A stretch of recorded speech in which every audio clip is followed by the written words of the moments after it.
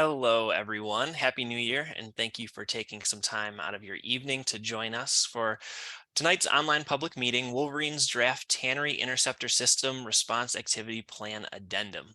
My name is Mike Gurney. I am with EGLE's Environmental Support Division, and I'm going to introduce Leah in just a second to kick us off. But first, I have just a few housekeeping items I want to cover. First, all lines are muted during this webinar. They're going to remain muted throughout the presentation. We will have an opportunity for question and answer where you can raise your hand and we can work with you to get unmuted if you'd like to ask your question out loud. We are recording this webinar, so it will be available in the coming days. We'll get it posted onto YouTube, so it will be available to watch after tonight. Again, to ask a question in Zoom, you can submit questions in the Q&A box throughout the presentation. We'll have a running tally of those, and when we get to the Q&A, the public comment period, we'll be able to go through those. You also will be able to raise your hand. You can do the raise hand button at the bottom of your screen. I don't see it right now, but if you're calling in, and I can make a reminder when we get to that point, if you are just on the phone, you can use pound or the hash sign, and then the number 2. So again, that's pound or hash, and then the number 2. So with that, I'm going to stop sharing, and I will turn it over to Leah if you want to turn your camera and mic on and get us started. Yeah. Thanks, Mike. Can everyone see my screen there? Yeah, it looks good. Perfect. All right. Well, good evening, everyone, and thanks for joining us tonight to discuss Wolverine's Draft Tannery Interceptor System Response Activity Plan Addendum. This is for the former Tannery Site in Rockford, Kent County, Michigan. My name is Leah Geese, and I'm the project manager at EGLE in the Remediation and Redevelopment Division here in Grand Rapids. I'm going to be giving the presentation tonight, but Karen Vorse, the district supervisor and former project manager for this site, is here too, and she's going to help answer questions at the end too. The public comment period for this addendum report is occurring right now through January 27th. We'll have information at the end of the presentation on how to submit formal comments. We hope this meeting will help you better understand the contents of the addendum report, so you can provide your written comments to EGLE for our consideration. You know, as Karen has mentioned during other public meetings, and as you've heard before, it is very important that we hear from the community and general public, especially on plans like these that have significant public interest. And then tonight, just a reminder that EGLE will not be giving our review or comments on the plan, but rather sharing the plan of what Wolverine has proposed and submitted to us, so you can generate your own comments and input during this public comment period. So getting started, here's our meeting agenda. We're going to start off with only a couple of slides on the consent decree in the Tannery property location, since I know most of you are very familiar with the background here. And then we are going to summarize the final Tannery Interceptor submittal response activity plan that was submitted on March 31st, 2022, just as a reminder of the plan that was already approved by EGLE and being implemented out here.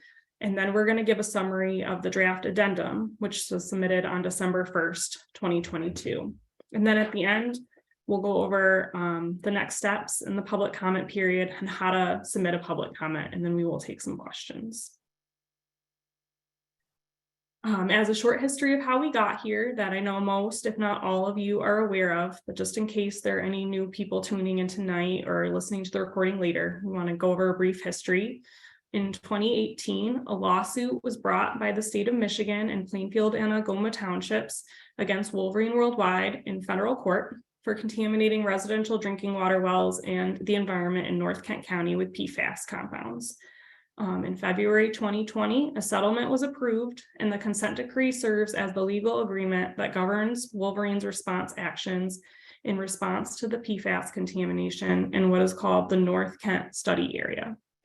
Section 7.7 is what will be relevant tonight, and this is the portion of the consent decree that outlines the requirements for source control response activities at the tannery, and this includes the Tannery Interceptor System. So that's what we're going to be focusing on tonight. Here's the tannery property location. The blue outline shows that parcel boundary there. It's an approximately 14.5 acre property located in downtown Rockford between Main Street and the Rogue River and north of Portland Street. Rum Creek is there in the center, and that flows from east to west through the central portion of the site, and that discharges into the Rogue River, which adjoins the Tannery Site to the west. And the tannery was constructed in the early 1900s and operated until 2009, when the buildings were decommissioned and demolished in 2010 and 2011. The former Shoe Depot building remains on site in the north and is currently a retail store. And then the history is that in the 1950s, Wolverine began using Scotchgard as a water and stain repellent for their Hush Puppies brand of shoe line. And PFAS are the active ingredients in Scotchgards. That is how we found it to be here.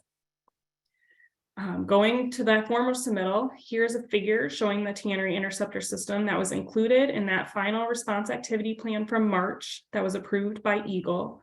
And this plan includes a mixture of shallow and deep extraction wells. The shallow wells are those green circles on the map, and the deep wells are the blue circles on the map. There are 3 of them in the far south there.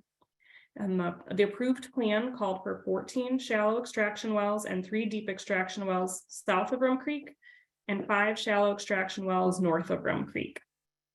For the purposes of the work, the shallow was defined as being in the upper 20 feet and the deep being closer to 30 to 45 feet. And again, this was all the plan that's already been approved by EGLE.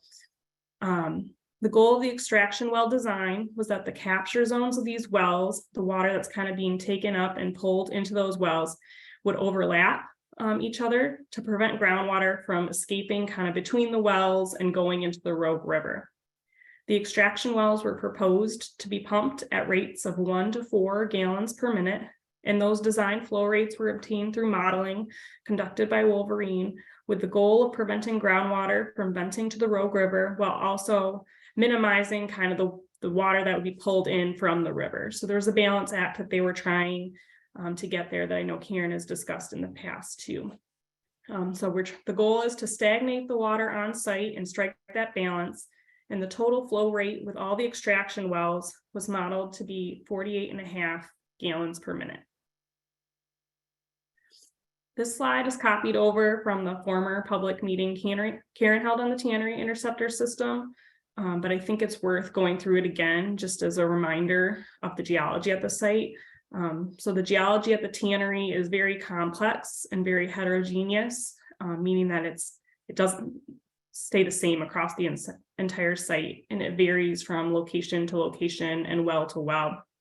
This cross section runs from north on the left to south on the right, and you can see the bird's eye view of where the cross section runs on that overview map in the far right.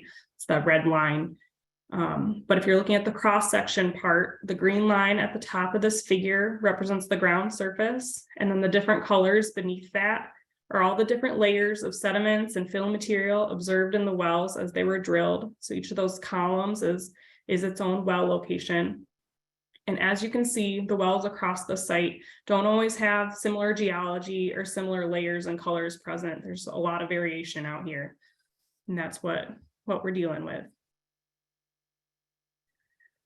So after approval of that Tannery Interceptor response activity plan in March of 2022, Wolverine did some pump testing to refine the model that they had been working on, and that was presented in that response activity plan.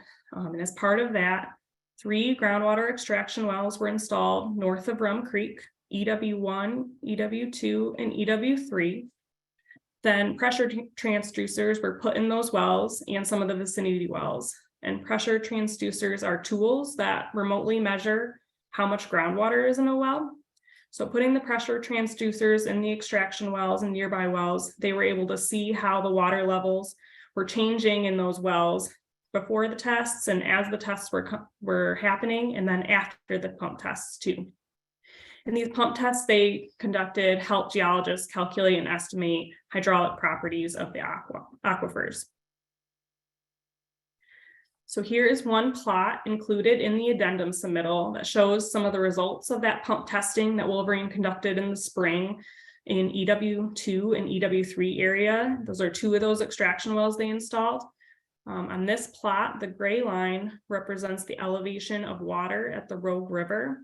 And then the colored lines, the red, green, and blue above that represent groundwater elevations inland during the pump test.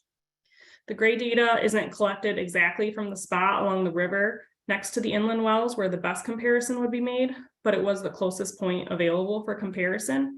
And in order for the interceptor system to be effective, the water levels inland would need to be at the same level or below the river level to show that water from the site isn't flowing out towards the river, because we do see water move from areas of high groundwater gradient to lower gradient. So at the top of this page is kind of a simplified animation from the original Tannery Interceptor system plan showing this again. So you can see how groundwater is currently traveling along that wavy blue line into the river, with groundwater elevations in that depicted well higher up above the Rogue River. And once we have that pump well going, the interceptor system would ideally lower the water table inland to keep groundwater from entering the river and pump it to the treatment system.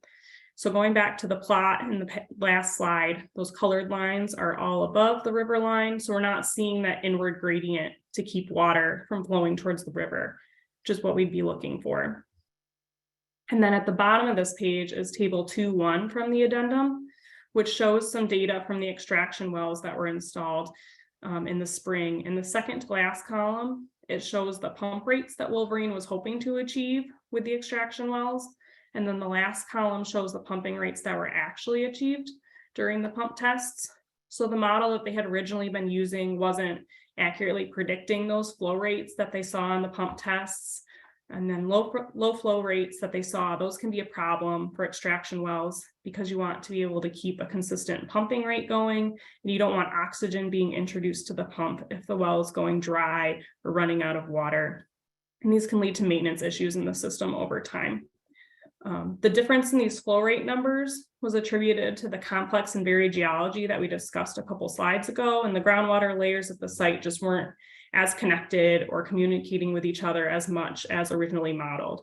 So they found lenses and layers of groundwater that weren't all able to make it into the wells, and the flow rates were lower than they were hoping for. They weren't getting as much groundwater out. So here's how the addendum is laid out. We've briefly covered sections 1 through 3, which provide the results of that pump testing from the spring. And you can read those sections and see more details about the pump testing they did. And there are some more charts and graphs in there. Then section 3 lays out why they're changing the design, which is kind of what we discussed about the varied geology causing the groundwater layers to not communicate as well and not being able to achieve those flow rates that they need. And the next section, sections 4 through 7 of the addendum, are what they are modifying. So I copied these section names over directly from the addendum, how they're written. So you'll note that each section has parentheses at the end telling you what section of the original response activity plan, or RAP, is being modified. So if you want to do a comparison, it's really easy and nice that it's laid out like that. You can go back to the original response activity plan, which is still posted on our MPART website, and you can directly compare what was originally proposed to what's changing. So getting into more of the details, section 4 gets into the revised groundwater modeling, and they use the same modeling software as in the previous submittal. That's USGS, or United States Geological Survey ModFlow, and that's a 3-dimensional numerical modeling software. They use that to perform the groundwater flow simulations, and USGS ModPath is used to perform particle tracking. So if you read through the report, you'll see that particle tracking software, they have a lot of figures in there for that. And that tracks particles as they travel towards the interceptor system and eventually get captured into the system. We have our modeling team reviewing all of this. And if you have questions as you go through it, please feel free to call me. And my contact information is going to be on the last slide. But for the purposes of this presentation, we wanted to spend some time getting into the actual design changes next and describing those. So like I said, the addendum and the original Tannery Interceptor System Response Activity Plan from March are posted on our website. That's the MPART website at www.michigan.gov/Rockford Tannery. And printed copies of the addendum only are available at Plainfield and Algoma Township offices and the City of Rockford City Hall for your review. Briefly, the basic concept presented in the addendum is the same as the original plan. They are planning to install a groundwater extraction network capable of capturing PFAS contaminated groundwater at the Tannery Site before it enters the Rogue River. And then the chart at the bottom summarizes kind of what has changed. So if we look at that, if we remember from the figure that I showed earlier, the original plan had 14 shallow extraction wells and 3 deep extraction wells south of Rum Creek. And that design is being modified to include 7 shallow trenches and 2 shallow extraction wells and 4 deep extraction wells south of Rum Creek. North of Rum Creek, the original response activity plan had proposed 5 shallow extraction wells, and the addendum modifies that design to include 2 long and shallow trenches. The original design was modeled to get 48.5 gallons per minute of flow from the extraction wells, but like we saw with those pump tests, they were having a hard time getting to those predicted numbers. They were getting low flow rates. And with this trench design system, the modeling predicts an updated pump rate of 77 gallons per minute. So here's a cross section of what these trenches could look like. This image was taken from a contractor that installs these type of trenches. You can see beneath that grassy ground surface, there's like a cross section of the ground below. And you can see the machine is digging a trench that was backfilled with gravel from the ground surface to the desired depth. And this creates a zone of high permeability for the groundwater to flow into.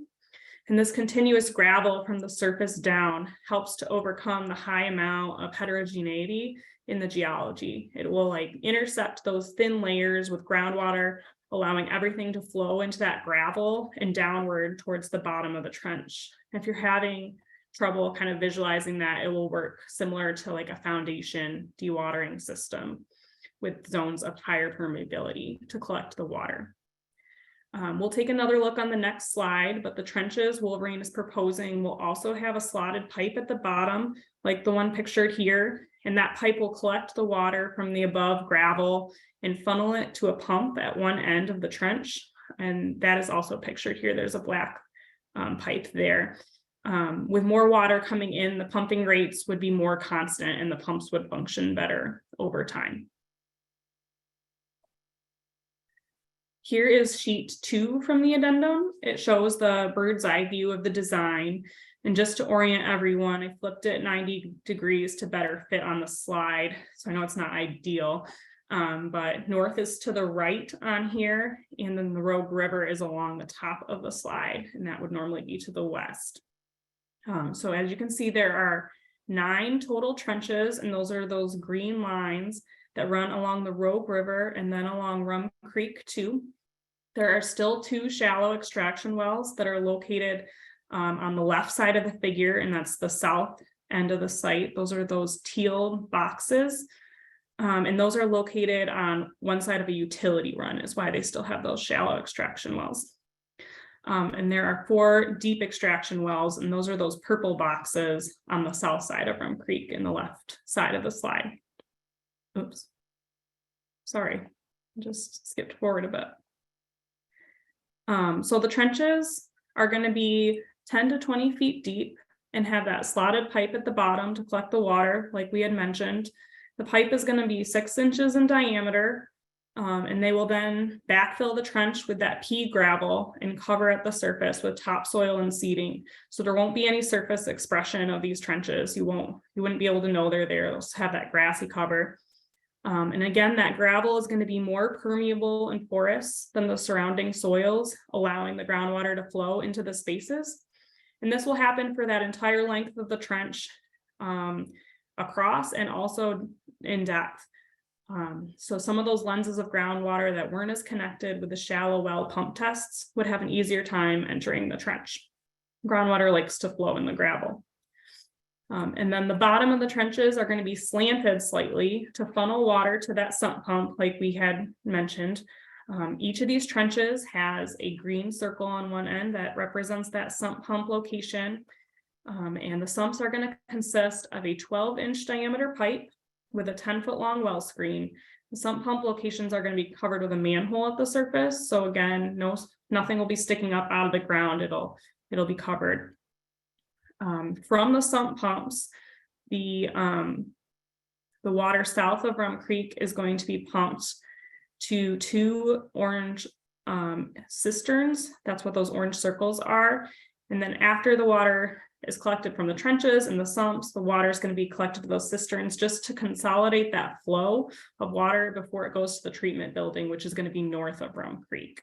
So the cisterns are going to be larger than the sump pump structures, but again, they're also going to be covered with a manhole at the surface so they don't stick up out of the ground. Nothing above the ground sticking out. Next, they talk about the treatment system. And the main change here is that the startup of the treatment system is going to be sequenced and start off with a temporary treatment system. And this temporary treatment system is going to be used while the final design of the permanent system is being finalized. And it's going to be based on those final pump rates and the amount of water that they get out of the extraction wells and trenches as they kind of start them up. So that initial temporary treatment system is most likely still going to use that granular activated carbon that was approved in the first plan, but Wolverine will use the initial results from the temporary treatment to refine the final design as they go. And the water treatment is going to be incrementally started from each well and trench. So the plan says they will do pilot testing of each trench and extraction well for several weeks to incrementally add on other elements or other wells and trenches to the system.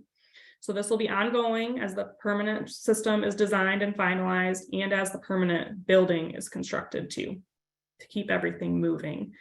The permanent treatment building is still proposed to be located northwest of the retail store. It was in that figure that we've had pulled up, and it'll be on the figure again coming up in another slide.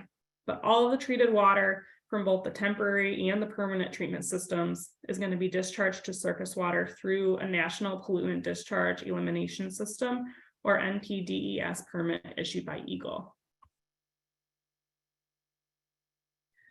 A schedule for implementation of the addendum is included in section 5. Note that the schedule is based on an assumed EGLE report approval date and will change if we don't approve the plan or if approval is delayed or permitting is delayed. The schedule is broken down into 3 phases. Phase 1 includes the installation of the trenches and extraction wells. They estimate that the design for that will be finalized within 60 days of addendum approval, and construction will begin on the system within 8 months of addendum approval. Phase 2 is when they begin to treat the water using that temporary treatment system we discussed. And before they can treat the water, Wolverine will need some permits to discharge that water to the Rogue River. The first is the NPDES permit that I mentioned on the last slide. Wolverine applied for that permit on June 22nd, 2022, and they did receive a draft permit from EGLE's Water Resources Division a couple weeks ago. The NPDES permit will likely be finalized in the next couple months, and this permit tells them how much water per day they can discharge to the river. And they need to use those final numbers to apply for a second permit, a lakes and streams permit. And that's needed to create the outfall to discharge the water to the Rogue River. Based on the timeline of receiving that final NPDES permit and how long the agency review period is for the lakes and streams permit, Wolverine estimates that they will receive the final lakes and streams permit by spring of 2024.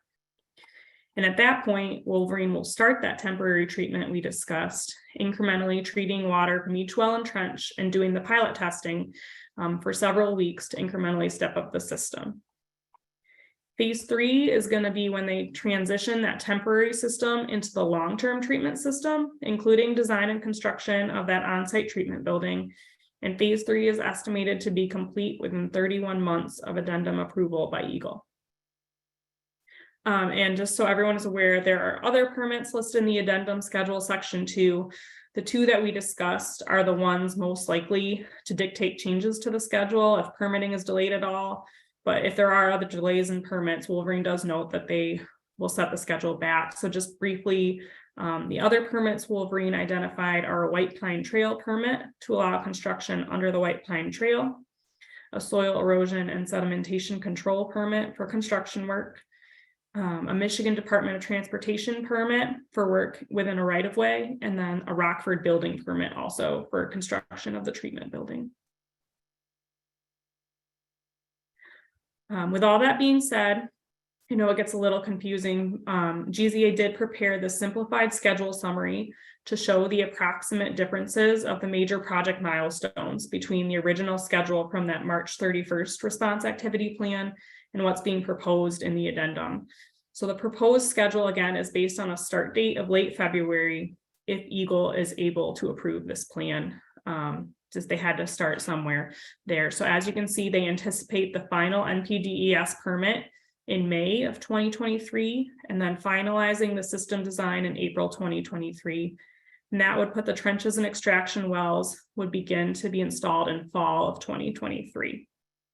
Groundwater treatment would start in May of 2024, which is about 7 months later than was originally proposed with the extraction well only design. And then performance monitoring is estimated to begin in June of 2024. We're going to discuss that next. But the performance monitoring period is the timeline actually specified in the consent decree.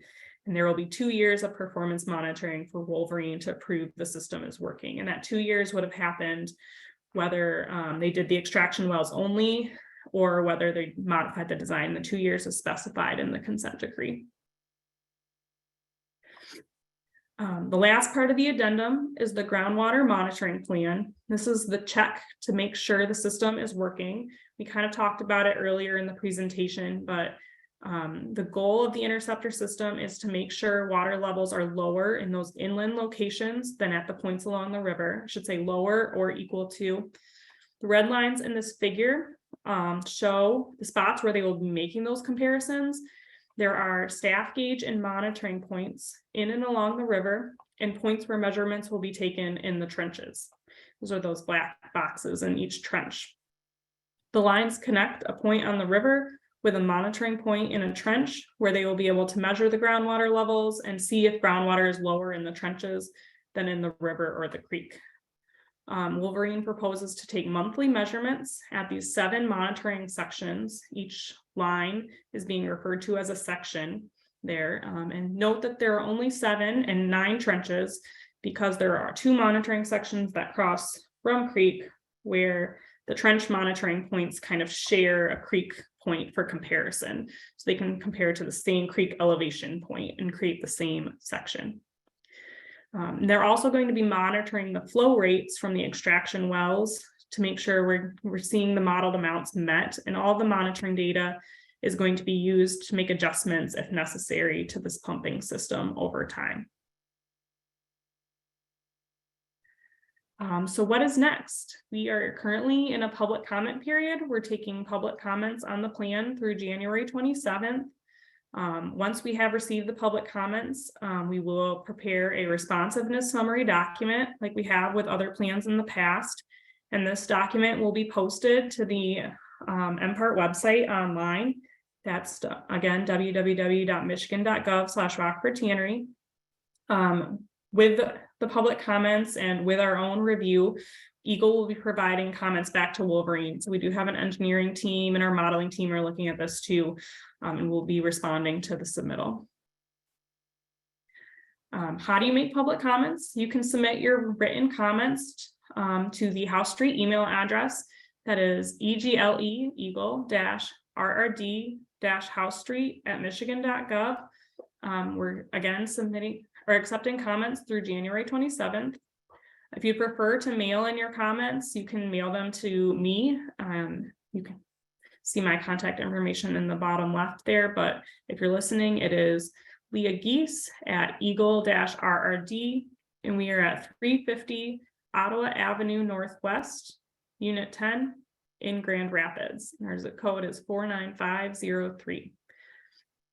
If you have any questions as you go through the plan after tonight, or if you think of something later, please feel free to call me with any questions. My phone number is 616-215-4781. And then my email is my last name, Gies, GIESL, and the number 1 @michigan.gov.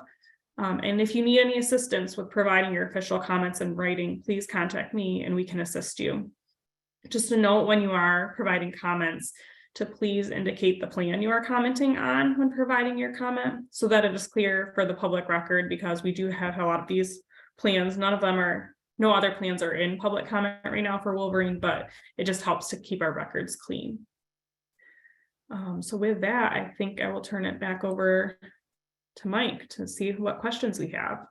Great. Thanks, Leah. I appreciate it. I see one hand raised first. So I'm going to see if we can allow Gail, if you want to try to unmute yourself, you can ask your question. Oh, I saw your hand just went down. So I'll give that a second. We got a couple questions here that are in the Q&A box. So I will read this first one here, and then we'll see if there's any other hands raised. So the first question we have is, will the trench depth of up to 20 feet be deep enough to capture all known contaminated groundwater? Yeah, that's a good question. So we have our modeling team looking at that. And the shallow wells they had been proposing were all in that kind of 10 to 20 foot range, but we'll definitely be looking at each trench to make sure that it captures what it needs to capture. But that's definitely a good question. Great, thank you. We have another question here, and then I see we have a hand raised. So why were most of the pump test wells located north of Rum Creek when most of the contamination is on the other side? The site is heterogeneous, so we cannot assume pump test from the north side will be the same as the south side. A single site to the south cannot be assumed to be representative of a much greater shoreline area. Yeah, that's a good question too. So I was just kind of focusing on what was presented in the addendum when I talked about those pump tests, but they did do pump tests south of Rum Creek as part of the original submittal from March. So if you go back to that report, they did talk about some pump testing that they had done before they even submitted their first response activity plan for the tannery there. Great, thanks. So now I think we've got one hand raised. So let me see, we've got Zoom user. If you want to unmute yourself, and if you could state your name just so we have it for the public comment record, you should be able to unmute yourself and provide your comment or ask your question. How did that work? Did I unmute myself successfully? All set. Yes. Great. Wow, I'm impressed. Okay, I have actually 4 questions. I'd like to know about when Leah used the phrase about the closest point available. It had to do with some of their early studies. And that gave me pause, because if it was the closest point available, why? And what was the best point available? That there's a difference between the closest point available and the best point available. Yeah, so for those extraction wells, they were doing that comparison of the river water to the water levels inland. And so like they're proposing with their groundwater performance monitoring at the end, you want those sections to be you want the point on the river to be close to the comparison point inland. Right. And what they did for those extraction wells that they put in, they didn't install a new point on the river for comparison. Just because of the pump testing, they were just doing initial testing. They didn't put that comparison point in. They used an existing monitoring well point that was a little bit downstream. So it didn't line up exactly, but they were just using it for the pump testing. I would, that's the sort of thing that can make a difference. I would think if you're going to do a high quality job, I would prefer that it was the best point available.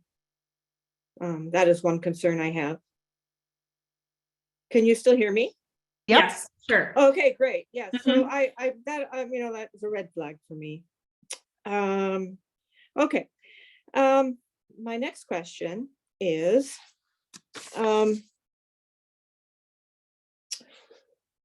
they were 5.5, or at least 5 full months late in following through on something that was already approved. And so there's this gap from March 31st, almost a year, till September, when you were informed by the company about this change. So I don't understand why they need to wait 8 months now to start construction. I mean, why do you need 8 months? I would think that the EGLE could certainly say, step it up, because they've wasted time by not bringing you all into the process sooner. So didn't cost them any money. It cost them maybe 1 or 2 articles in the newspaper. That's it. And I see that as I've seen enough of these plans change and expand and delays that as a citizen who cares about my river and it being about PFAS going into it, not at just this one location, but at multiple locations, that's not right. That's been going in there 365 days a year, 24/7, while we all sleep, whether we see it or not. And I don't think that's right. I think that there ought to be some explanation why it takes 8 months to get going on it. So that's Yeah. something I will include in my comments, but No, we appreciate that. Yeah. so, okay. Let's see, another question. Why is only the addendum available at Rockford offices? I'm a hard copy person. I don't see how you can best compare when you only have one with you. There's no, it would be a lot easier if both were available. It may seem like a small thing, but it certainly would be a lot easier to have copies available. Yeah, in I those mean, places. we previously had provided the offices hard copies of that. We can see if they still have them there. Okay, So they can put it Mhm. with it. And if they don't, we can print out another one, no problem, and get okay. those over there. That's a good point, Lynn.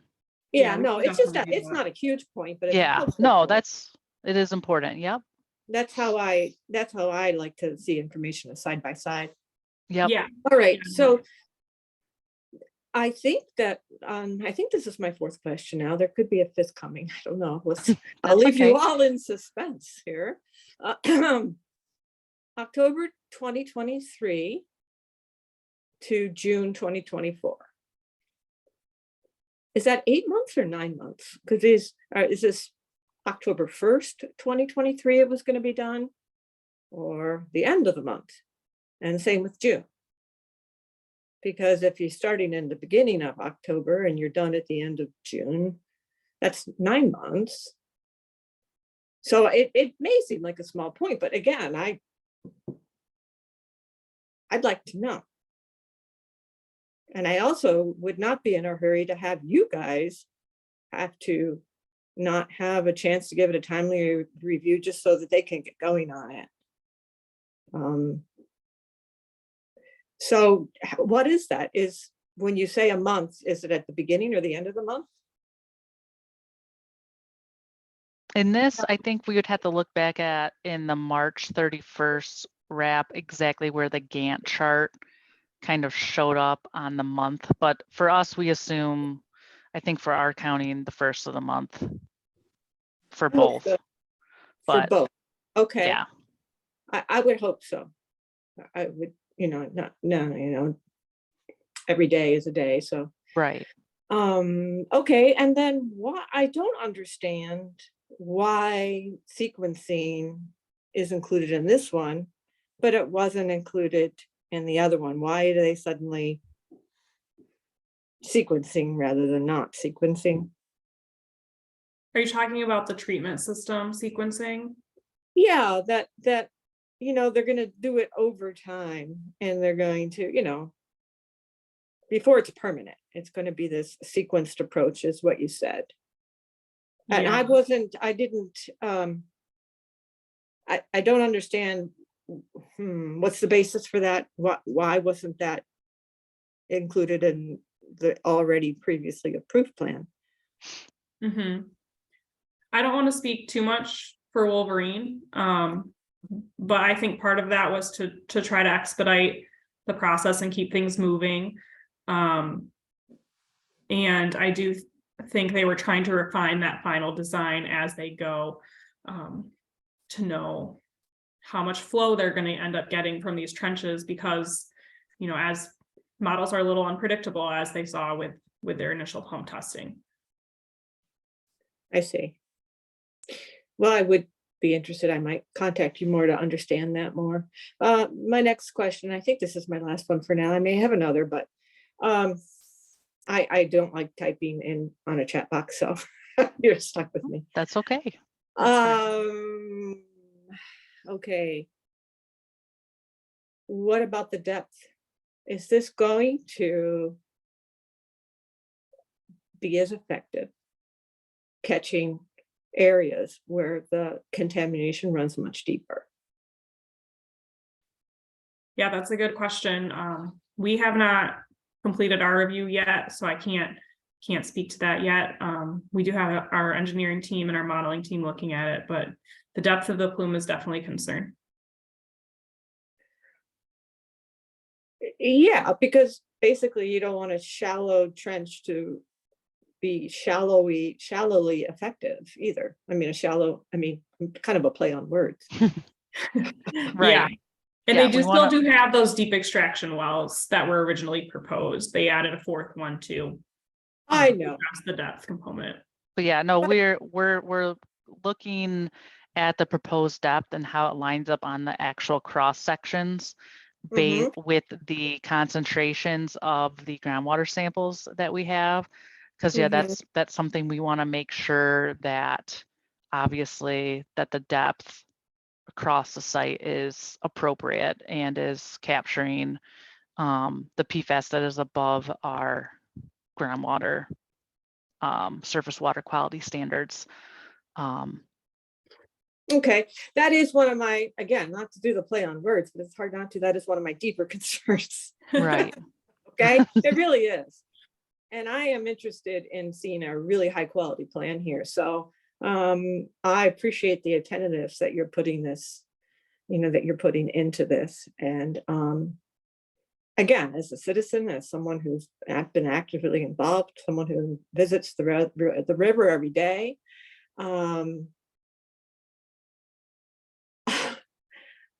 I think I represent quite a few people when we say we want to see not the most cost-saving plan for Wolverine, or not the one that makes it look like nothing's happening there, where things are exposed and sticking up out of the ground. We want the plan that's the best, and we hope that they act on that. That's all. I'm very disappointed that it's continuing to drag on, and I will stop there. Thank you, Lynn. We appreciate your comments Yes, as always. We'll look for your written comments too. Make Oh sure yeah, we get I'll those. send those in like, I don't know, 3 volumes. No, I'm teasing. Okay.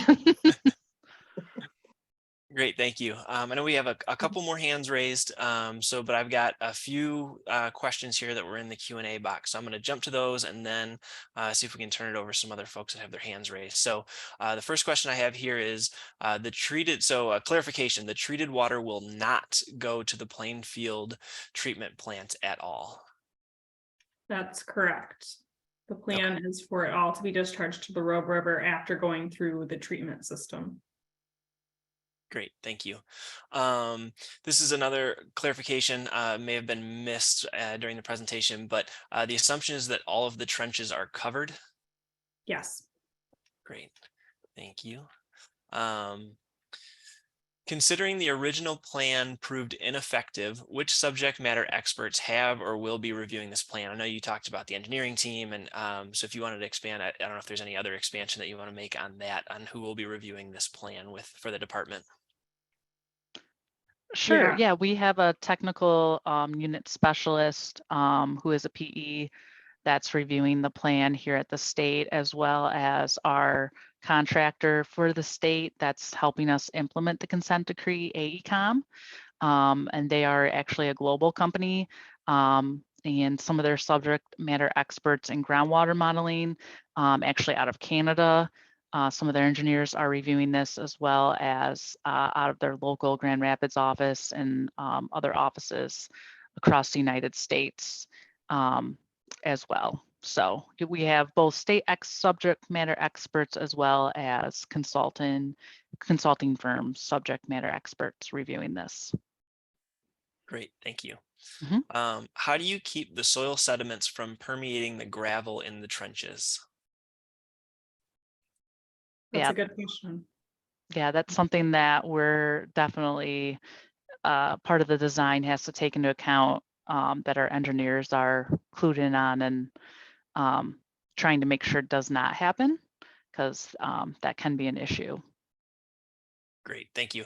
I'm going to take 1 second here and remind folks that after the meeting tonight, I will actually pull all the questions that were in the Q&A box and make sure that those get sent over to Leah and Karen. So they'll actually have a record of all the questions, and if there's any follow-up that's needed, they can do that. But also that they can take these comments. That's what this is really for, so they can take those comments back as we make the decision here at the department. So I wanted to make sure I had that plug because I don't know that I mentioned that. So I've got one more question in the Q&A, and then we'll see if we can get some of these hands raised. So what will be the process be if EGLE review finds that the depths aren't effective enough? We will provide that in a comment back to Wolverine, either in some sort of approval with conditions letter or some sort of denial, insufficient information letter, whatever is appropriate for the plan as a whole. Great, thank you. So I've got a Rick, if you want to try to unmute yourself. Yep, there you go. Okay, can you hear me? We can hear you. Yes, we can, Rick. Yeah, I've got a follow-up question about the extraction wells that I typed in the chat earlier. And again, I'm concerned that they chose to test north of Rum Creek and most of the contamination is to the south. You mentioned that there was some other pump testing done in the previous plan, but I thought the previous plan, the assumptions of the previous plan were not correct. So if they did pump testing in the previous plan and built a design around it, why are they saying they need to do something different? No, yeah, no, I think that's a good comment to bring up in your comments to us. Okay.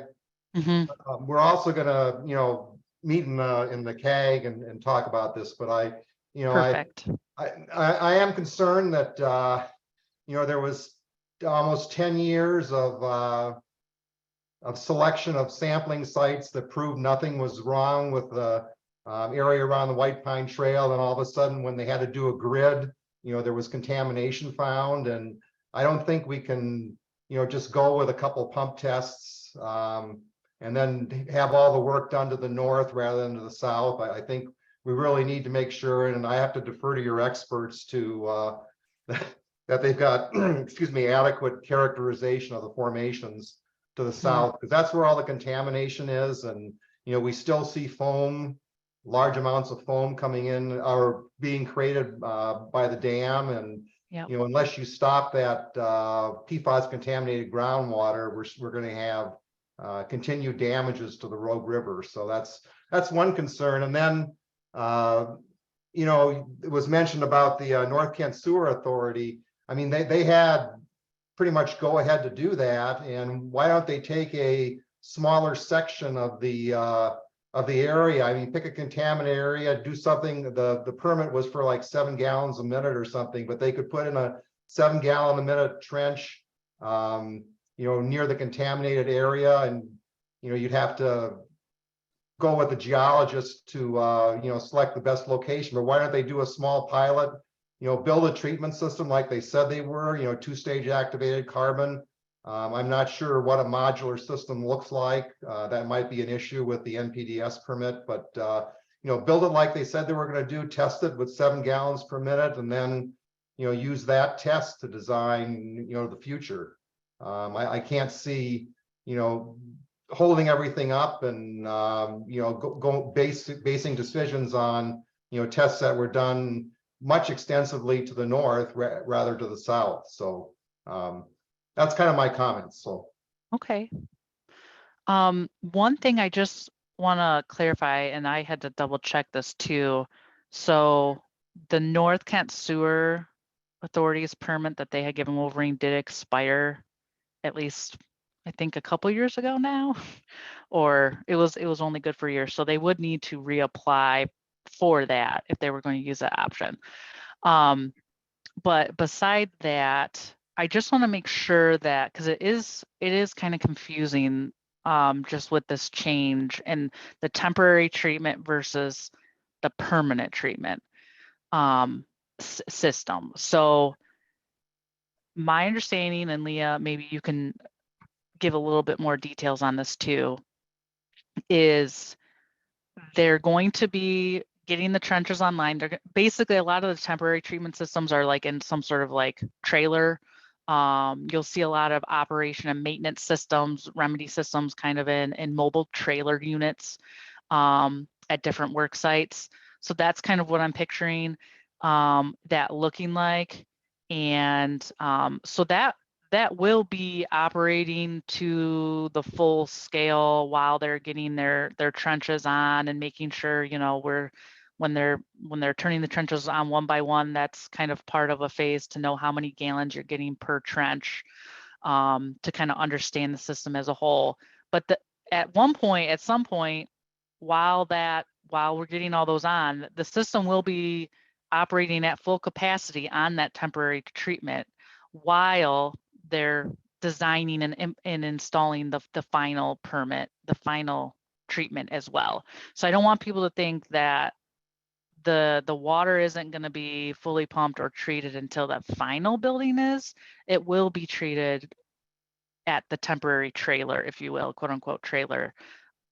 And then the final building will be, you know, in case there needs to be any tweaks, in case we need to add an extra resin vessel or something, you want to make sure you have enough room within that building to have those things if you need them. I think that was their reasoning. But again, I don't want to speak for Wolverine on that.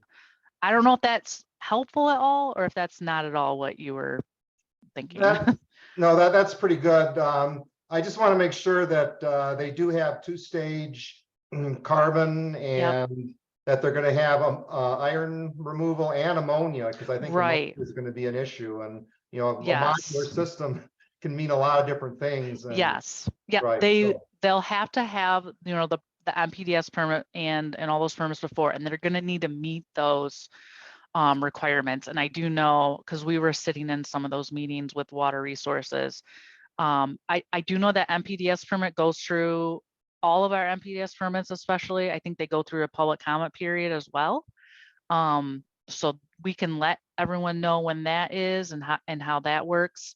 But it's not just PFAS that they're going to have to monitor for. I don't want to rattle off the the parameters, but Leah, I'm pretty sure ammonia was included on there because we let them know we had concerns about that.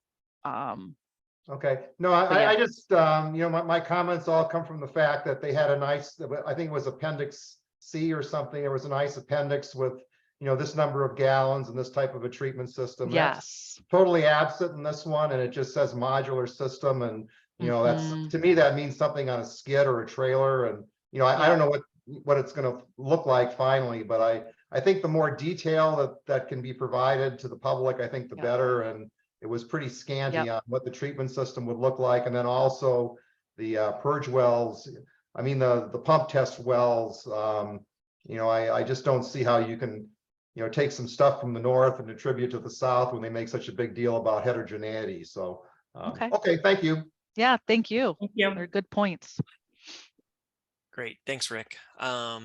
Looks like our next hand, I want to try and get through a couple of these hands, and then we've got some more questions in the Q&A box. So Gail, if you want to, I'm going to try and allow you, if you want to try to unmute yourself. Yep, there you go. Hi. Okay. I first want to kind of piggyback on what Rick said about the testing in north and south. Is there any way for you guys to split tests so that we know that what they're saying is what's there? Because yes, they just say, oh, there's no contamination. And then when they did the grid, oh, there's contamination. So we need to keep them honest. And is there a way that we can start split testing even in these test wells and things?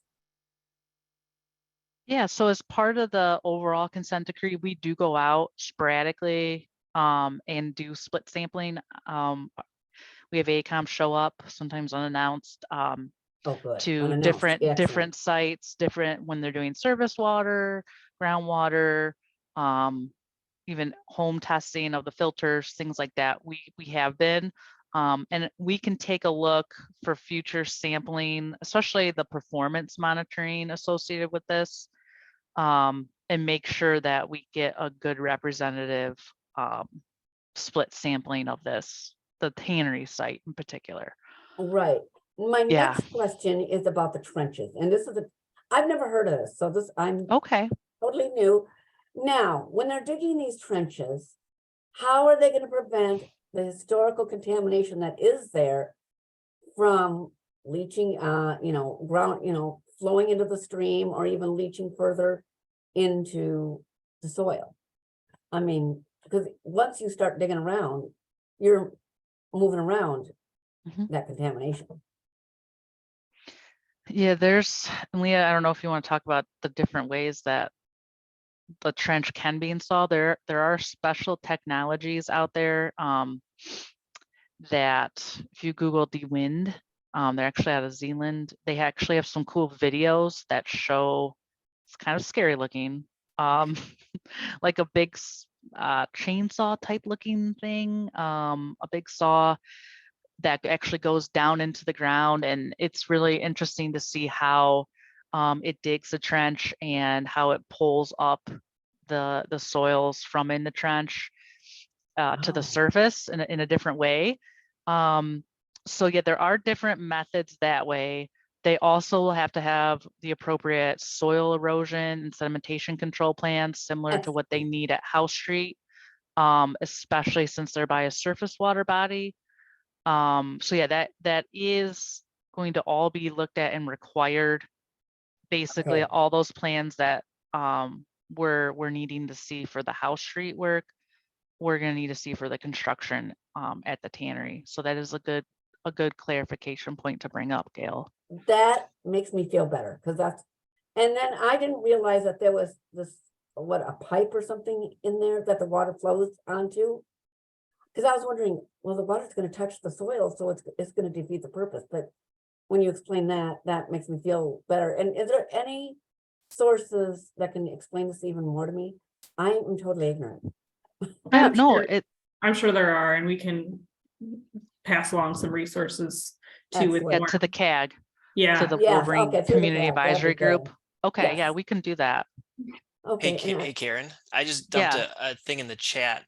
Is that the right website? I can put it in the chat to I think it everybody. is. Yeah, Okay. we're not endorsing any one particular company. I will just say No, that. I understand. It's just they do have some good videos on their website that Right. might be helpful to people to look at. Okay, last question isn't anybody monitoring their progress? Because it's been like 5 months since they've done anything. It's like, oh, now we're behind and no one at EGLE noticed? Because this has been their behavior all along. Oh, gee, we're going to do this. Oh, gee, no, we're not going to do this. And then they draw it out and then they don't do anything. And so it's like, why didn't anybody notice? Yeah, so in the way the original March 2022 plan was written, there were a lot of administrative tasks, ordering of supplies, things of that nature, things that would be happening in an office, if you will, that were laid out, getting permits, things like that were laid out in those first 5 months. So visibly, as long as people were saying things were getting done, there really would be no way for us to know that it wasn't being done. Right, you can't prove like they yeah, get a permit. and looking hindsight's 2020, right? Looking back, I would have liked to have seen the schedule a little bit different than the way it was, but that's the way it was approved. And so now when we really started noticing things was when the final they were actually going to start with building the treatment system in that schedule.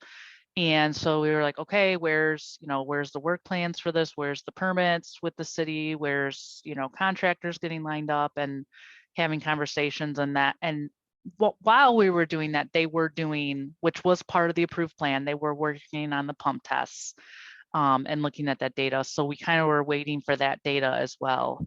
And so that's when we found out at that time. Is there any lessons for you for the future with this? Because I've seen this since 2010. Yeah, I think that it's definitely clear that we need to make sure we have schedules that are set up in a way that is easy to see if anyone's behind, and just having better communication, you know, with them, making sure that once they know they're getting behind, they need to let us know sooner so we can work through this. You know, maybe we'll have ideas on how to fix this, or, you know, talking to our sister divisions at EGLE to try to expedite things like that. Just making sure we're all staying in communication. Right, because the honor system does not work with them. And that's why I bring this up, and I'm kind of beating it over the head. They need adult supervision. And that's all I will say, and I will take my hand down. Oh, it's already Okay. down, and I will Thank mute you. myself. Thank you, Gail. Thanks, Gail. Yes, we've got a handful of questions here in the Q&A box, so I'm going to just start to tackle them. Leah, can you go back one slide? There was a question on the February 2023, might have been the table where you had all the dates. There was an asterisk next to the February 23. Yeah, so the schedule based upon end of February 2023 approval. So what is that asterisk? Is that what does that mean in that table? So that February 2023 approval is our approval. So if EGLE does not approve the plan, then we will need to, you know, rethink those scheduled dates. If we don't get a response document out till, you know, March, everything would be pushed back probably, you know, a month in accordance with that. So they would just had to pick an EGLE approval date to start their schedule, because that's kind of the trigger point there. Gotcha. Thank you. Will the large grassy field be open to the public as it is now, or will it be fenced off like before? Wolverine hasn't indicated that they're going to be fencing it off, so you know, that's something we could get clarification on, but we haven't been told that there's plans to fence it off. Obviously, when there's construction going on, it will be, because there'll be an exclusion zone. But after the construction, yeah, I haven't seen anything that was indicating they were planning on fencing it off.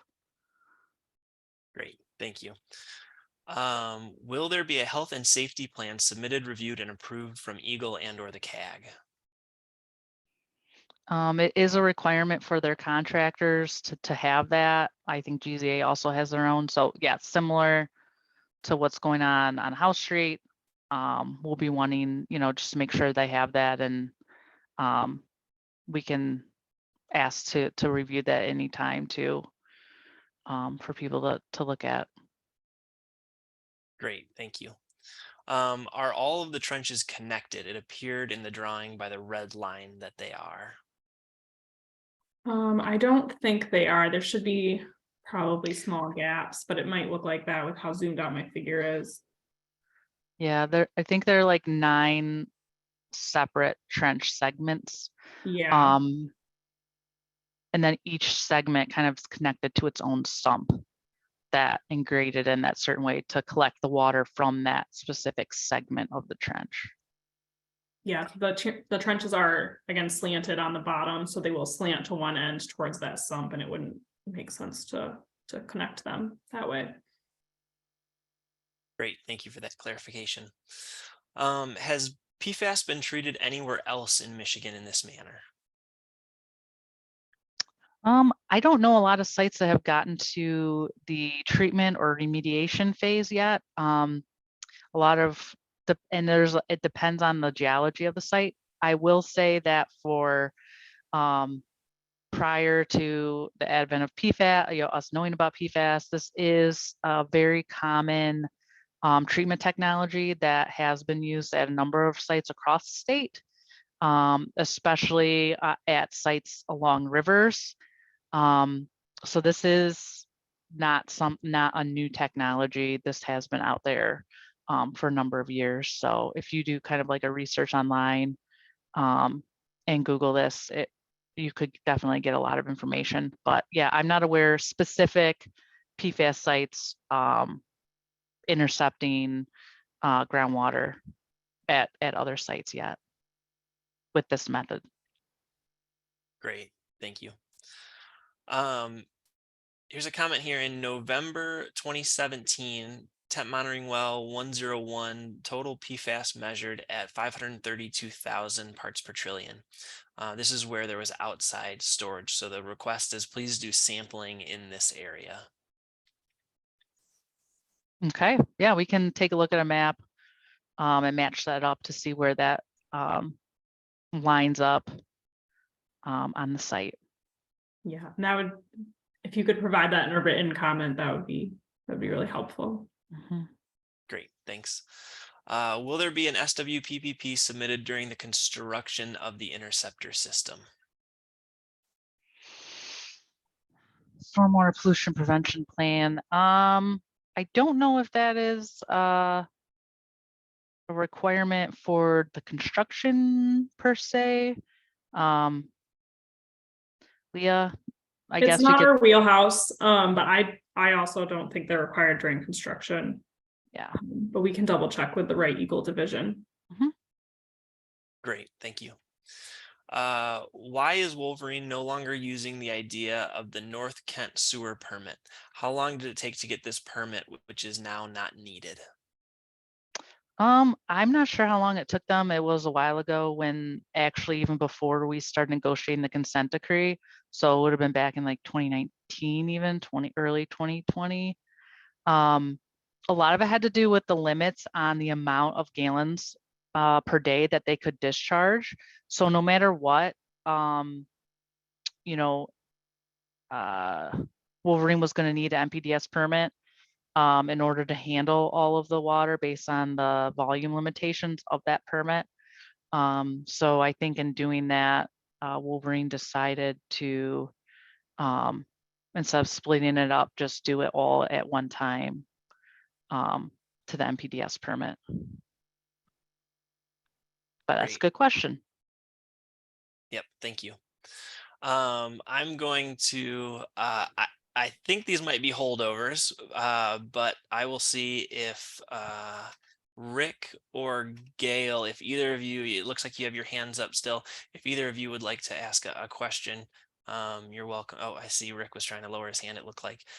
So if either of you do, feel free. I have you allowed to unmute right now. I don't see. No, I'm good. Gotcha. Awesome. Thanks, Gail. Cool. And I see Rick's hands down. So let me, doesn't look like we have any other hands at this moment. We don't have any other questions. See any. If anyone thinks of any after the fact, or if you're watching this recording and can't, submit anything, Leah's contact info is on there. Obviously, we're part of a larger team that's involved with this project. So we don't necessarily know the answers to everything. We can find the right people who do and get that to you. But there's been really good questions today. So we really appreciate it so far. Yep. And I see I'm finding you here, Lynn. Hold on one second. Here, Lynn, see if you can unmute yourself. How's this? Is this good? Perfect. Yes. Okay. Yeah. Thank you. I'm in a new location here. I wanted to emphasize that, and I have, I'd be happy to send you this diagram that I have, but there are, I have to piggyback on what Rick said. It's just like deja vu, because I remember way back in the day when they were doing their early draft work plans that they put a lot of attention north of the site when so much of the contamination was south of the site. And I'm looking at where the outdoor Scotchgard storage area was located. And you can see that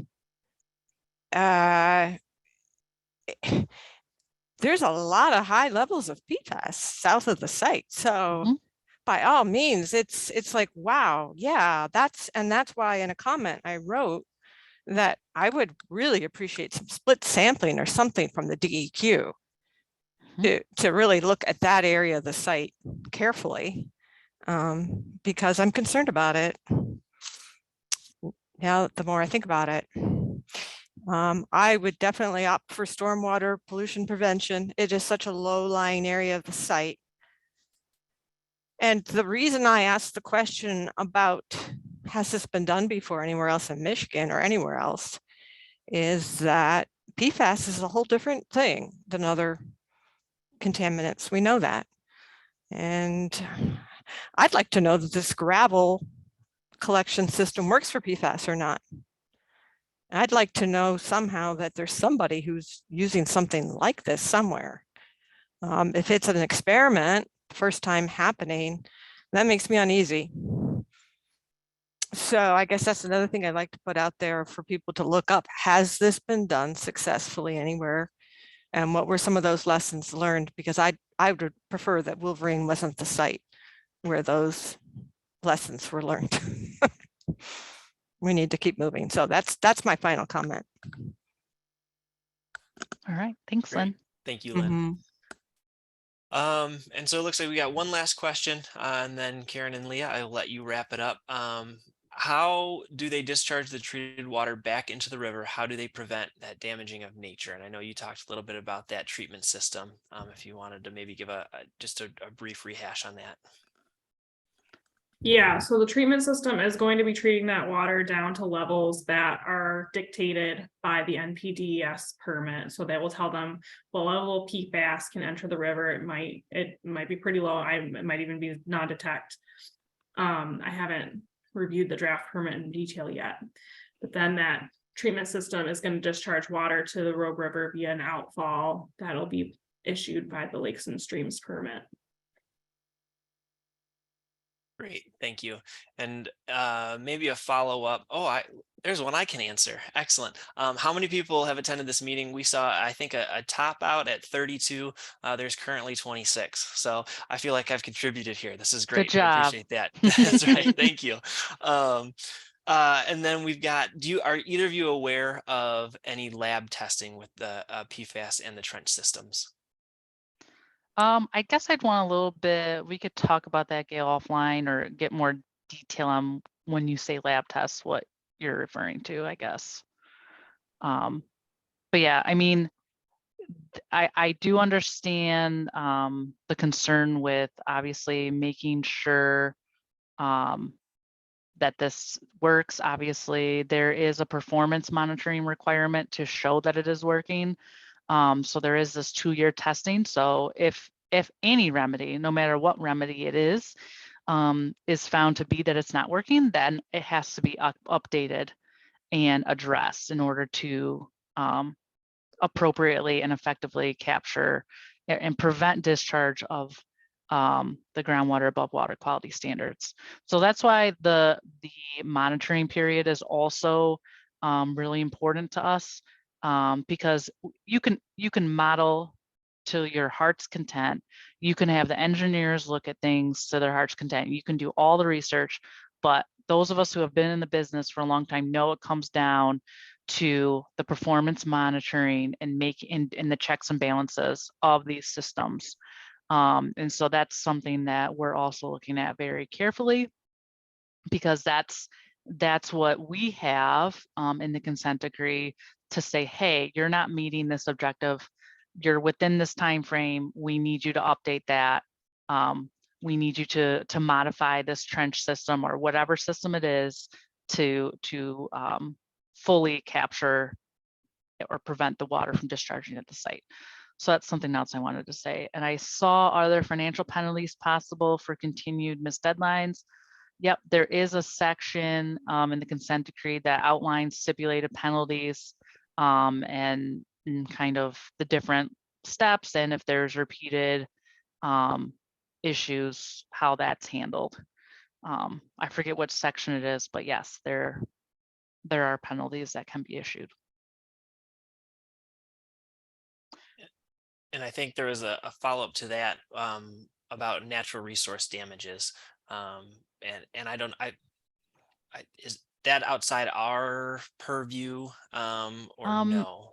Well, I do know specifically within our consent decree with Wolverine, we did not assess natural resource damages, but we did reserve the right to do so within a certain amount of time after the agreement in the consent decree. So our lawyers can go into more details on that, but that is something that I know the agency has the ability to do if needed, but that's hoping to implement this remedy, whatever remedy is picked and figured out to be the best, because we want to see relief to the natural resources basically as obviously as soon as we can.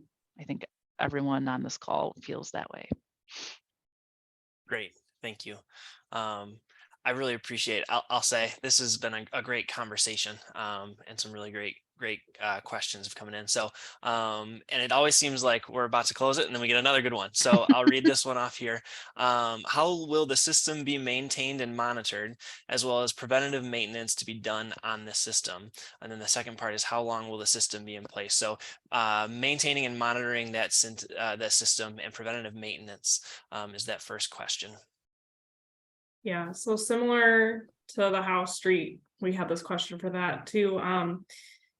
They're going to be ongoing through this performance monitoring that they're proposing. And then at the end of the 2-year period, they're going to be submitting a completion report where they'll be outlining a long-term operation and maintenance and monitoring plan that outlines, all of that at that point for forever into the future.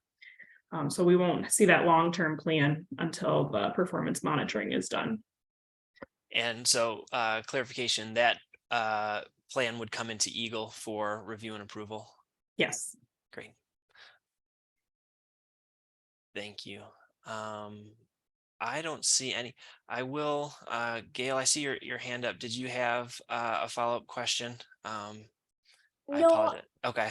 yes, I do. I just wanted to say thank you about the lab thing. I understand that the real world is probably better than the lab, but I just want to make sure it's even going to be viable. That's why I asked the question. Okay.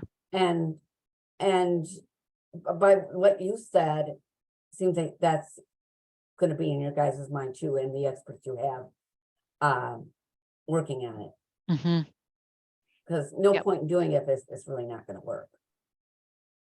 Exactly. That's all. Thank you. Mm-hmm. And thank you for your time. Great, thank you. So with that, I'll just post a couple reminders to folks that number one, this is recorded. So this will go out to the EGLE's YouTube channel shortly. In the next few days, we'll get that closed captioned and uploaded to YouTube. A copy of the slides from today's presentation will be uploaded to the MPART website for the Rockford Tannery Site. And all of the questions that were asked today in the Q&A box, I'll send a report to Leah and Karen. So for whatever reason, if there's some additional follow-up that's required, they can do that. They'll have all the email addresses associated with everybody who asked the question, but also that they're going to compile that report and share that. So that plus the video recording of all the questions that were asked. So we've got a complete record here of everything that was discussed tonight. With that, I'll say thank you. I really enjoyed the conversation. I appreciate everybody taking the time to contribute to the conversation and provide your comments and ask questions. I will turn it over to Leah and Karen if you have any other closing comments. I don't. Thank you everyone for coming out tonight. Yeah, and please feel free to follow up with us if you do have questions as you go through the plan. Yeah. Thanks, everybody. Awesome. Thanks. Take care. Bye. Bye.